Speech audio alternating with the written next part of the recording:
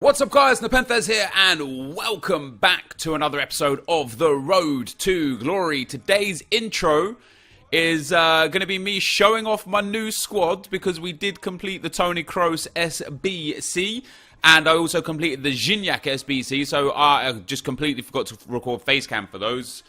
So that's neither here nor there, but we're going to show off the new squad, how it's setting up. I'm going to show you guys the packs that we've got from the Toni Kroos SBC, which I haven't opened yet. We're going to open those just now. Nothing major, 25k and a 45k. And then we're going to get into 10 games worth of gameplay. Now, if you guys are enjoying the Road to Glory, dropping a thumbs up on the video would be very much appreciated. Gignac has only made 2 appearances for us so far. Since we got him scoring just the 1 goal. Toni Kroos, 5 appearances, 4 goals and 1 assist from that cam role. I'm so happy I did him. A lot of people were questioning why, and maybe you guys are watching this questioning why am I going to do this card. The reason why I'm going to do this card for this account is because it's a first owner account. Is this card worth it if you don't have a first owner account? Probably not, but you get 70k's worth of packs. You know, at the time that I did him, his value was quite cheap. Funnily enough as well, I used the 90 Toni Kroos that we packed untradeable to complete this one, so it shaved off a whole bunch of the value. It's just a great card. You know, you can actually use this card as a box-to-box mid, little slow for that potentially. I'm using him as a cam. I like him in that cam role. 5-star weak foot, nice and tall, decent enough work rates, outstanding stats for a cam. You know, great ball control and reactions, great composure. I've boosted his passing to be pretty much immaculate. I've boosted his finishing from outside the box to be great. And that's why you can see we've got 4 goals in the 5 games with him. And the team's not really that much different. The only player that made way was Coutinho. We was playing Coutinho at central cam. We've now just changed it completely to play Toni Kroos in at central cam. And that's how the team lines up. Outside of that, I really do want to get Gignac into a team. I've got a lot of French players, so we might build a French squad and then a Premier League squad for next week. Because we do have a lot of French players. And this Gignac card, you know, he was cheap for me, like 35k. I did it with a whole bunch of untradables. I'm happy with that. We've got 2 packs, as I said, guys, before we get into the SBC and the game. So here we go, a rare gold pack to start. I absolutely don't expect anything out of these packs because, hey, you just, I don't know, you just don't get good things out of these packs. You know, for me, the good luck, as we get Bakambu there, the good luck for me comes from FUT Rivals packs this year. That's, I think, most of my best cards have come from FUT Rivals. Now, we get ourselves a few decent things there. That can go, that can go. Atsu can go. Is Bakambu selling right now? No, he's not. So we'll even discard him. We'll send those items to the club and move on to a Prime Gold Players pack. Now, I've seen a lot of people get a lot of good things out of these packs. Is it our turn? No, it's not. So nothing decent out of that. Not even a board. So, yeah, we didn't really shave much value off that Toni Kroos with the pack returns, and that leaves us a little bit disappointed, really. A few players in there, nothing major. We'll check these guys for price. Unal not selling. Juanmi, maybe 500 for Juanmi, a little bit more than discard price, and then Arasic, yeah, again maybe like 500-600 for him. We'll sell him a little more than discard price. But that, guys, is going to be the end of the intro. Let's get into the gameplay. Okay, guys, so first things first, the SBCs. I'm going to show you guys here which players I use, how much I paid for them, whether I packed them, whether they're tradable or untradeable. And as you guys check out the SBCs, of course, we opened the packs for the SBCs already. Didn't really get anything in those. We're going to get into the comments, and the first comment is one that makes me play devil's advocate from Jack Sewell. He says, anyone else think that FUT Champs matchmaking is a bit flawed? Once I get to plus 10 wins or losses every game is stress, so hitting 11-1 gives me 18 games of stress. I might as well go 1-11 and then have stress-free games and ends up with the same result. So if you end up with the same result every week, is it actually flawed? I don't necessarily agree with the form. I don't mind the way EA do matchmaking if it wasn't for the fact that you get results based on wins within a specific number of games, because that kind of makes it weird. Because if you just get unlucky, you guys know how the form matchmaking works. You could be 5-0, or let's say you could be 10-8. And let's say that's you averagely finish on 15 wins, right? So 10-8 for you is, you know, you're doing about normal. because you're +2, you could effectively play against somebody who's +7, who is way above your, pay grade, essentially. or you could play someone who's +1 or 0 or -3 and get an easier game. And so it comes to the point where a lot of the ways you finish, a lot of the results you get is based on how lucky your form is, or how lucky your matchmaking within your form is. However, the fact that people so consistently finish on the same results week in, week out, with a few outliers here or there, goes to show that the matchmaking is actually pretty much bang on. And so if you're a Gold 2 player or a Gold 1 player, let's say Gold 2, 17 wins, if you're a Gold 2 player and you have a really bad start, don't even worry, because you're going to come back. Because you're going to start playing people way below your general level, and you are going to start getting those wins. And even if as long as you're not right at the end of the 30-game stint, if you're in the first 20 games, I'd say, even if you're way below where you usually are, you'll still come back, even if you get unfavorable matchmaking. So let's say you're, I don't know, 10 and 10, and you usually get Gold 3. So now you need to go 7 and 3 out of your last 10 games. You might, 10 and 10, you might get a +5 person as like the highest you could get, unless you get ridiculously unlucky and there's no one in your proximity for a game like that. Even then, you're going to be playing against people who are still within your area. So all you have to make sure you do, and this is something that I've really slipped away from over the last week or so, is all you have to do is make sure you play to the best of your ability in every game, and just let the matchmaking do its thing, and you will probably finish where you normally finish. Over the last 4 consecutive weeks, I've finished on 25, 25, 24, and 25. Now, I can't finish that consistent with if the matchmaking was broken, because one of those weeks I might have got 27, and the other week I might have got 20. You know, there's no way I'm going to finish that consistent. And in fact, this week, as we start our games here, I went from 4-0 to 4-1, and then from 8-1 to 8-2, or maybe 7-1 to 7-2. And as you're about to see through these games, I actually went from 10-2 to 10-4. So I'm 10-4, and that is the worst it's been for me in many, many weeks. Last week I got to 12-4, and I still managed to hit 25 wins. In fact, I went from 12-4 to 25-4. So I won 13 consecutive games, and then I lost the very final game. Last week, however, I was playing some exceptional FIFA, and this weekend I have not been playing good FIFA. So I take responsibility at 10-4. Yeah, the gameplay's been a bit heavy this weekend. It's not been great this weekend. Just in general, I've been a little flustered this weekend. In fact, I feel like this weekend I've got more emotionally involved with this game than in many, many months. You know, I've been getting so angry and frustrated at this game where I haven't been in previous weeks, and that kind of had its negative effect and negative toll on my results, which sent me to 10-4. However, after 10-4, I was like, look, I'm 10-4. I've thrown this weekend league away, so let's just focus on making sure we hit Gold 1. And in fact, this weekend league, and this isn't I'm not going to finish my games thing, because I do believe I'm going to finish my games this weekend. I want to finish my games, and I want to push up to Elite still. But this weekend is actually an argument to be made that Gold 1 is going to be better than Elite 3.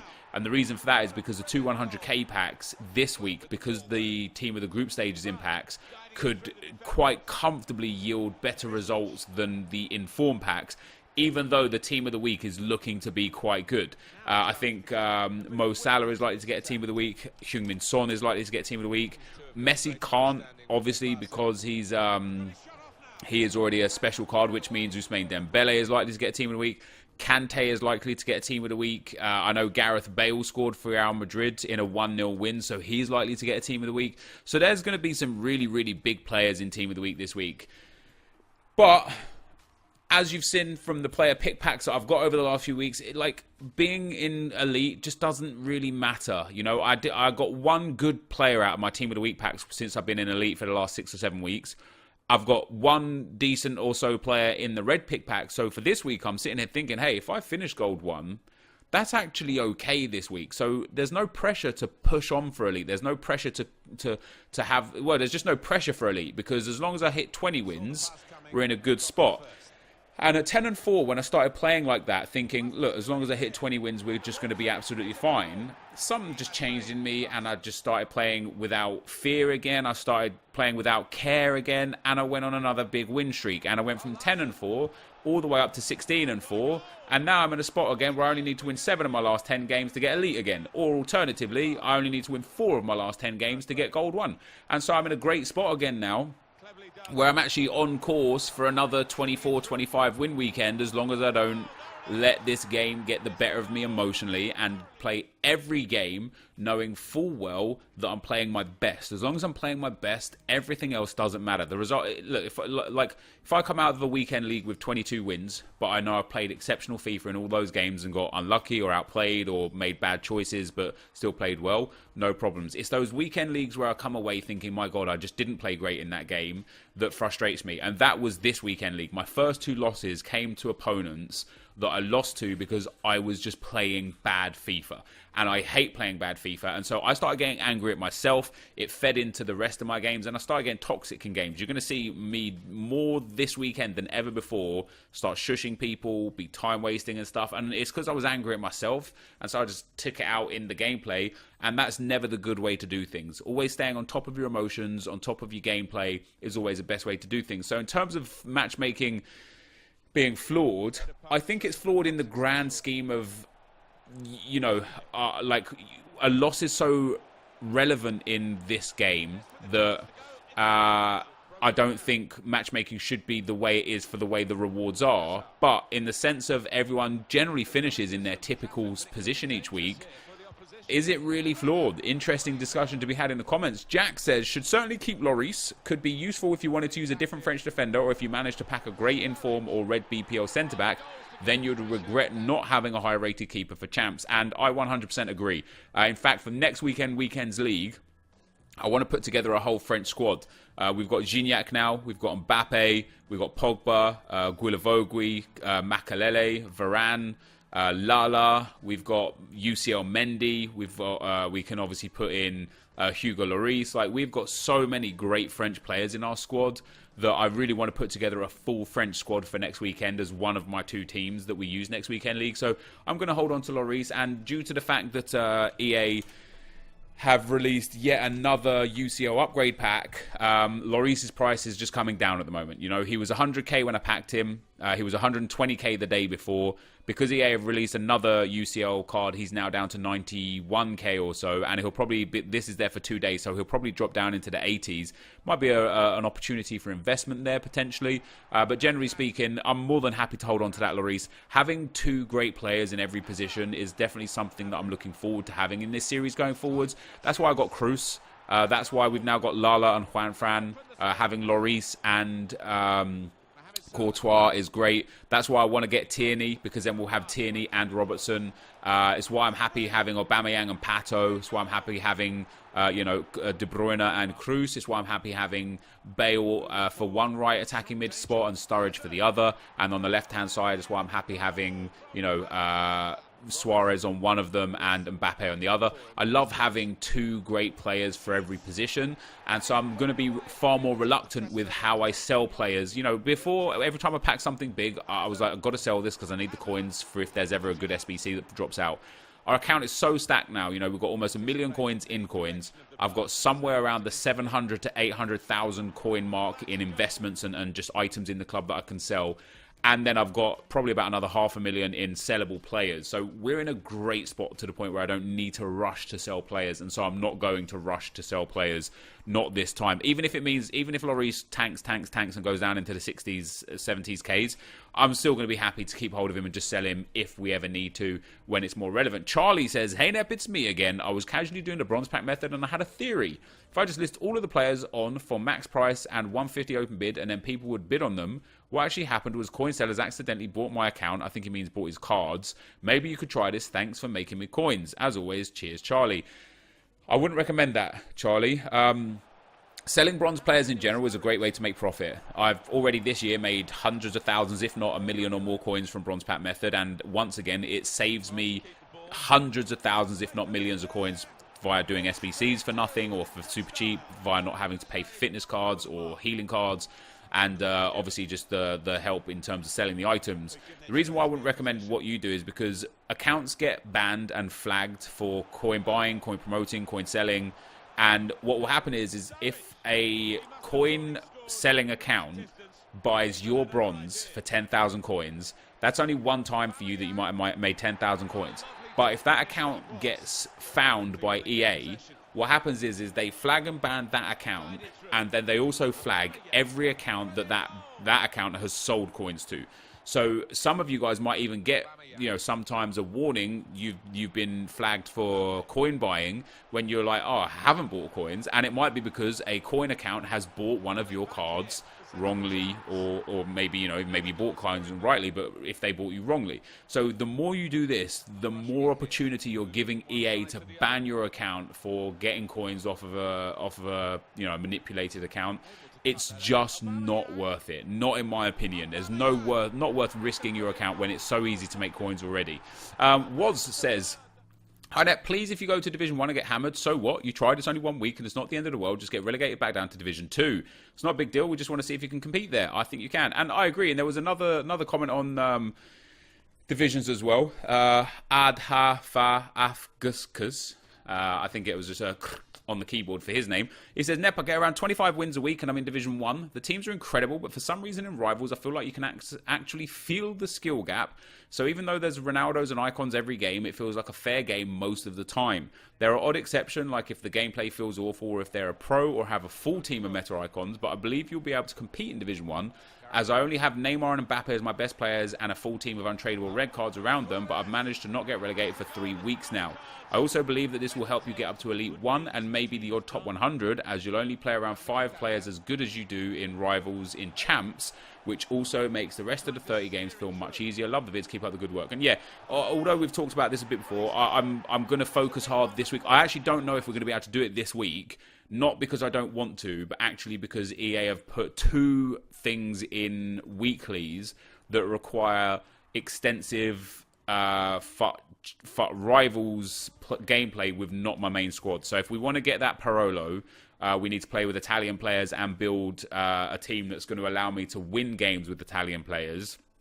And then there's also the foot swaps player, which requires you to score and win 4 games with, I think, a Spanish or Liga Santander player. So we're going to be gearing towards those weekly objectives first, which might mean that we actually don't have the time to play up to Division 1. Because I'm just going to take losses. Trying to score goals with Verdi in Division 2 is not going to be easy, no less in Division 1.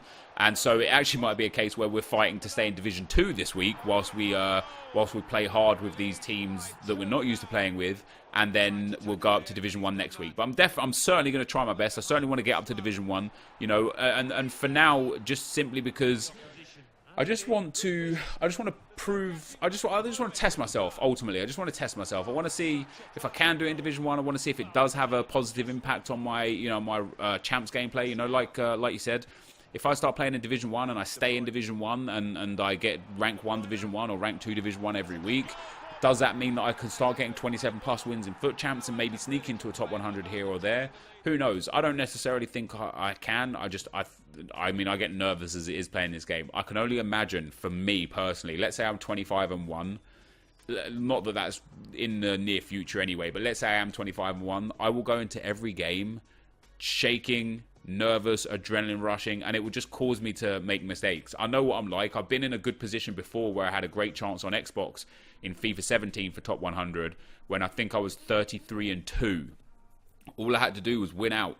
Just had to win my final 5 games, 38-2. That would have been top 100. In fact, back in FIFA 17, sometimes even 36 wins was good enough for top 100. So I only had to win like 3 or 4 of my final 5 games to get top 100. And not only did I not win 3 or 4 of my final 5 games, I went from 33-2 all the way to 33-6 and only got Elite 1 at 34 wins on my final game.